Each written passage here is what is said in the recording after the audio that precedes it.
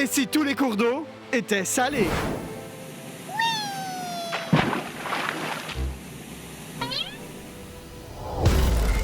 Une survie questionnable pour la majeure partie des organismes vivants que nous connaissons, et des modifications drastiques de la géologie et du climat terrestre. Mais surtout, l'évolution se serait-elle adaptée ou nous aurait-elle fait défaut?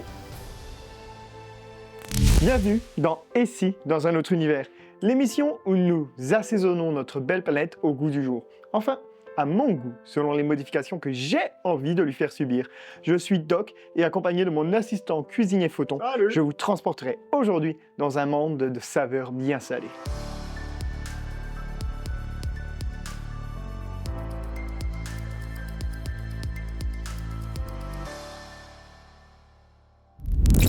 Aujourd'hui, nous allons agrémenter nos rivières, nos nappes phréatiques et nos lacs d'une bonne dose de sel. Vous allez voir, ce n'est pas trop difficile, car seulement 2,5 à 2,8% de l'eau de notre planète est douce, et seulement une fraction de cela est potable. En parlant d'eau potable, pourquoi l'eau douce l'est, mais pas l'eau salée?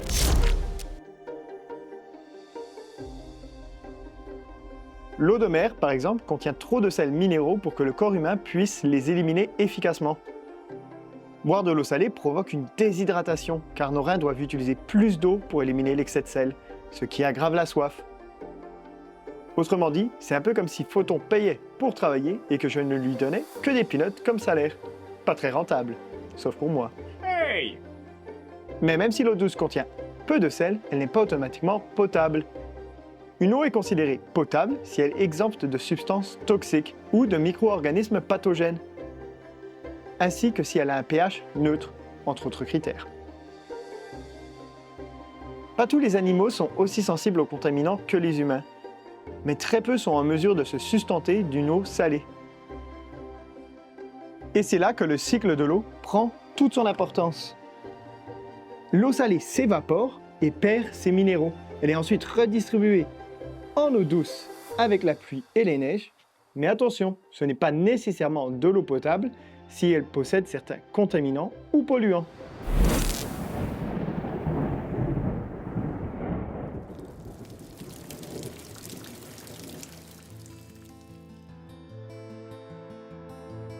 En passant à travers les sols et en ruisselant jusque dans certaines réserves d'eau, comme des nappes phréatiques ou des rivières, l'eau peut être partiellement filtrée, mais elle nécessite généralement des traitements supplémentaires pour être entièrement potable pour les humains.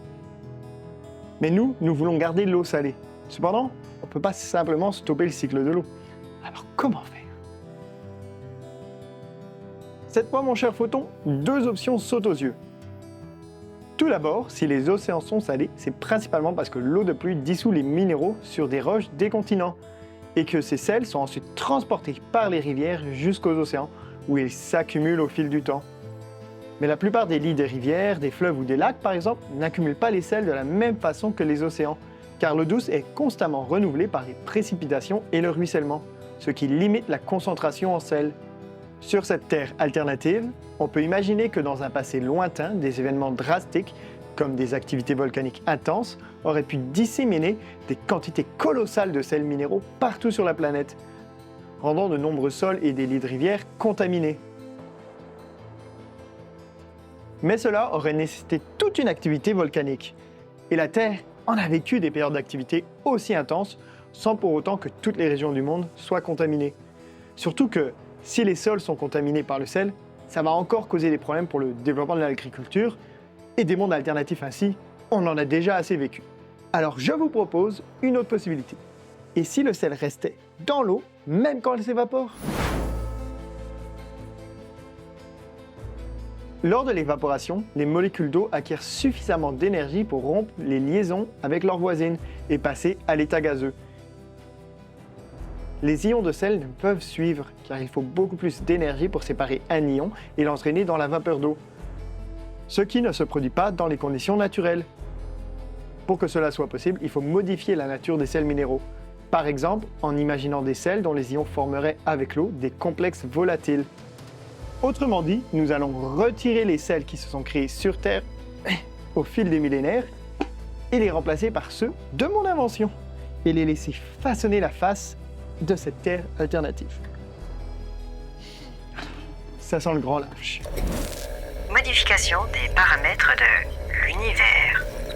Dans notre monde, l'évaporation de l'eau laisse les sels derrière elle, ce qui permet la formation de dépôts évaporitiques. Des couches de minéraux comme la gypse, la halite ou la potasse se déposent lorsque la concentration en sel devient trop élevée dans les bassins ou les lagunes en voie d'assèchement. Mais dans ce monde alternatif, ces minéraux ne se déposent plus, accompagnant l'eau dans son cycle. Cela a donc modifié drastiquement la stratigraphie et la composition des roches à travers les années. Or, ces dépôts jouent un rôle majeur dans la géochimie des sols et des eaux souterraines. Les littoraux sont donc ici plus uniformes, alors que les deltas, lagunes et marais salants sont très différents sans accumulation de sel. La structure de certaines chaînes de montagnes sont même affectées. Et oui, parce que les dépôts de sel ont joué sur la formation de certaines chaînes de montagnes en facilitant le déplacement des couches géologiques par leur effet de lubrification. La structure interne des montagnes est également plutôt différente. De plus, les cycles qui permettent le transport d'éléments chimiques dans la croûte terrestre ont aussi été altérés, ce qui signifie que la formation des sols et la chimie des eaux souterraines sont radicalement différentes de notre réalité. Sans la possibilité de lessiver le sel hors des sols, ceux-ci restent constamment saturés de minéraux dissous, rendant l'agriculture très difficile, sauf pour des espèces végétales extrémophiles. Votre nouvelle terre est prête. Mince, moi qui voulais éviter ça, j'avais pas pensé que les zones gorgées d'eau sont également gorgées de sel. Certains grands bassins agricoles actuels, comme les plaines du Mississippi ou la vallée du Nil, sont ici devenus des déserts ou des étendues de boue saumâtre. Si on regarde du côté des végétaux, seules les plantes halophiles, c'est-à-dire tolérantes au sel, se sont développées sur cette terre alternative. Les forêts, prairies et jungles telles que nous les connaissons n'existent pas, ou en tout cas ont un aspect très différent. Cela signifie que la couverture végétale est très limitée, et cela a ses conséquences. Je vous renvoie à notre épisode sur une planète sans forêt pour découvrir les effets d'une végétation limitée. Mais en attendant, penchons-nous sur les animaux et les humains.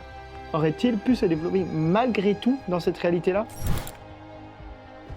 Dites-vous qu'au moins, les tout premiers organismes qui se sont développés sur Terre ont vu le jour dans les océans salés, donc c'est plutôt bon signe. Ce n'est que lorsque les espèces sont sorties des océans que l'évolution a favorisé l'adaptation d'espèces non halophiles. Pour survivre, les premiers organismes terrestres ont dû développer des adaptations extrêmes à la salinité. Nos ancêtres ont dû évoluer avec une physiologie profondément différente, notamment avec des reins ultra performants, capables de concentrer l'urine pour éliminer le sel, ou bien avec des glandes spécialisées pour excréter l'excès de sodium, ainsi que des membranes cellulaires adaptées pour éviter la déshydratation. Au moins ma lignée est sauve dans cette réalité. Allez Photon, il est temps que tu ailles rendre visite à Sarah pour voir ce qu'a donné cette évolution alternative. Hein? Oh non, non, t'inquiète pas, tu peux y aller tout seul pour l'instant, je te rejoindrai plus tard. Bon, à première vue, la maison de Sarah est toujours à sa place, mais Sarah, où est-elle? Je suis assez curieux, parce que dans un environnement plus hostile, comme celui-ci, l'évolution humaine a été marquée par une sélection naturelle intense. Comme on le voit dans notre monde pour les populations vivant dans des milieux extrêmes, des mutations avantageuses se sont répandues afin de permettre de tirer profit de ressources alimentaires différentes. Et oui, parce que le problème, c'est que si l'eau est de base salée, tout autant qu'elle rend les sols gorgés de sel, elle en fait de même pour de nombreux aliments contenant de l'eau dans leur composition. Oh, c'est bon, voici Sarah! Photon, à droite! Non, ton autre droite! Puisque ces évolutions sont plutôt internes, les humains n'ont pas l'air drastiquement différents. Leur corps est plus robuste, mais puisque c'est le résultat de mutations qui ne pardonnent pas, ils sont moins nombreux, comme on peut le remarquer dans le village de Sarah. Bon, je vais m'assurer d'être bien hydraté. Maintenant, je peux aller rejoindre Photon pour découvrir ce qui nous attend dans cette planète alternative. Et c'est parti. Si les humains ont réussi à voir le jour et survivre, il leur a fallu tout de même surmonter deux enjeux majeurs. Le manque de végétaux plus complexes, comme les arbres, et la difficulté à pratiquer l'agriculture. Tout est dans tout, comme on dit, puisque nous avons déjà abordé des scénarios similaires dans nos épisodes précédents, comme quoi, dès qu'on modifie un petit quelque chose dans l'engrenage délicat de la nature, c'est souvent les mêmes conséquences qui se profilent à l'horizon. Bon, les arbres n'ont pas complètement disparu dans ce monde. Certaines espèces, comme les mangroves, ont évolué pour pousser malgré l'eau salée, dont ils peuvent même puiser une partie des minéraux. Le couvert forestier reste tout de même moins dense que dans notre réalité. Et cela a des conséquences directes sur la température, l'humidité atmosphérique et la rétention de l'eau dans le sol. Oh, quelle chaleur! Ouh. Globalement, la Terre est un chouïa plus chaude et plusieurs régions sont plus arides avec des sols complètement déshydratés. L'érosion est également bien plus intense, due à la combinaison du manque de plantes à racines épaisses et à la géologie différente de cette planète. Hélas, en ce qui concerne les océans, il n'y a pas que l'érosion qui soit différente. Les courants marins et le climat sont également chamboulés, car les variations de salinité influencent la circulation océanique. Or, ici, la salinité est globalement la même partout dans les océans, sans dépôt accumulé par le cycle de l'eau. Avec une répartition des nutriments tout aussi chamboulée, ce ne sont pas les conditions optimales qu'ont pu connaître les espèces marines de notre réalité. Tout comme les humains et plusieurs autres espèces terrestres, elles sont moins nombreuses et moins diverses. La plupart des amphibiens, des poissons d'eau douce et même des mammifères et des oiseaux que nous connaissons n'existent pas ici. Quant au climat, puisque la circulation océanique est un facteur clé dans la régulation du climat mondial, le fait qu'elle soit amoindrie le rend plus instable.